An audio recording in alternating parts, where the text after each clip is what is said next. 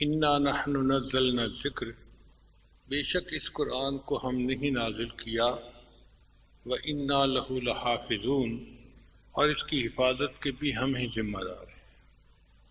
تو اللہ رب العزت نے قرآن مجید کو نازل بھی فرمایا اور اس کی حفاظت کا ذمہ بھی خود لے لیا۔ اگر کسی ملک کا بادشاہ اعلان کرے کہ ملک کی حفاظت میری ذمہ داری ہے، تو بادشاہ ملک کی سرحدوں پہ جا کے پہرا نہیں دیا کرتا، اس مقصد کے لیے وہ ایک فوج بناتا ہے جس میں خوبصورت نوجوانوں کو وہ چنتا ہے، پڑھے لکھے اچھی پرسنالٹی والے سمجھدار، ان کو تنخواہیں اچھی دیتا ہے، ان کی وردی اچھی ہوتی ہے، ان کی عزت بہت ہوتی ہے، پھر وہ فوج سرحدوں کی حفاظت کرتی ہے تو بادشاہ کا وعدہ پورا ہو جاتا ہے۔ جب اللہ رب العزت نے قرآن مجید کی حفاظت کا ذمہ لیا تو اس کے لیے اللہ نے اپنے بندوں کی ایک فوج بنائی۔ چنانچہ حفاظ جو ہیں یہ الفاظ قرآن کے محافظ ہیں، قاری حضرات حروف قرآن کے محافظ ہیں، علماء کرام معانی قرآن کے محافظ ہیں، اور مشائخ عظام یہ معارف قرآن کے محافظ ہیں۔ تو یہ ایک فوج بن گئی جو قرآن کے محافظ ہیں۔ اب اللہ کو اپنے ان فوجیوں سے محبت ہے۔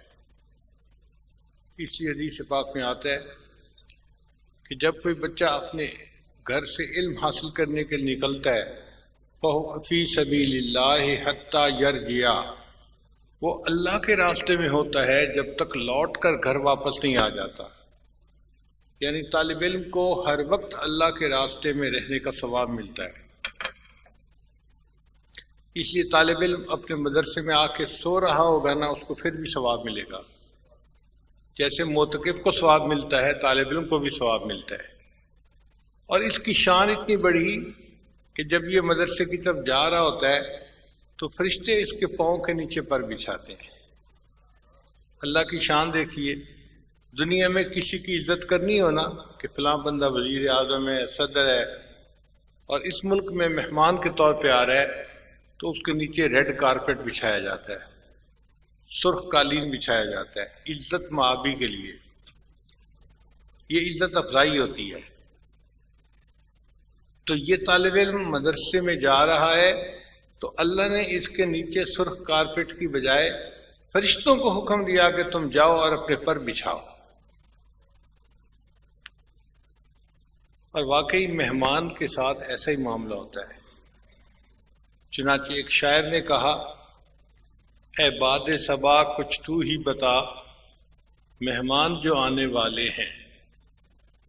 اے باد صبا کچھ تو ہی بتا، مہمان جو آنے والے ہیں، کلیاں نہ بچھانا راہوں میں، ہم پلکیں بچھانے والے۔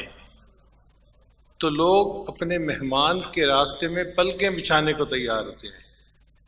تو فرشتے طالب علم کے راستے میں اپنے پر محبت کی وجہ سے بچھاتے ہیں۔ اب آپ سب غور کیجئے کہ اس طالب علم کا اللہ کی نظر میں کتنا بلند مقام ہوگا۔ پھر حدیث پاک میں آتا ہے کہ طالب علم کے لیے ہوا میں پرندے، بلوں میں چونٹیاں اور سمندر کے اندر مچھلیاں بھی استغفار کر رہی ہوتی ہیں۔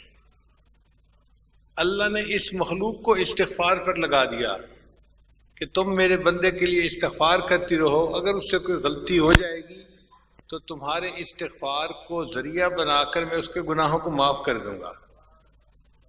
تو اللہ رب العزت کو طلباء سے، طالبات سے، علماء سے، عالمات سے محبت ہے، اور اس کی دلیل قرآن مجید میں موجود ہے۔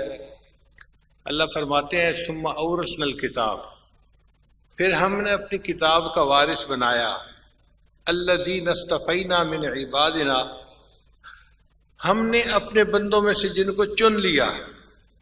تو یہ اللہ کا چناؤ ہوتا ہے، کوئی بندہ مدرسے میں خود نہیں آتا، اللہ کی جب رحمت کی نظر پڑتی ہے، اللہ کا جب چناؤ ہوتا ہے تب وہ مدرسے میں آتا ہے، توفیق مل جاتی ہے۔ ورنہ کتنے لوگ سوچتے رہ جاتے ہیں، آگے قدم بڑھانے کی توفیق نہیں ہوتی ان کو۔ کالج اور یونیورسٹی میں تو ہر بندہ اپنی مرضی سے جا سکتا ہے، مدرسے میں اپنی مرضی سے کوئی نہیں آ سکتا۔ پہلے اللہ تعالیٰ کی طرف سے چناؤ ہوتا ہے، پھر وہ بچہ مدرسے میں آتا ہے، اور یہ قرآن مجید سے ثابت ہو رہا ہے۔ اس لیے طلباء اور علماء سے اللہ رب العزت کو محبت ہے۔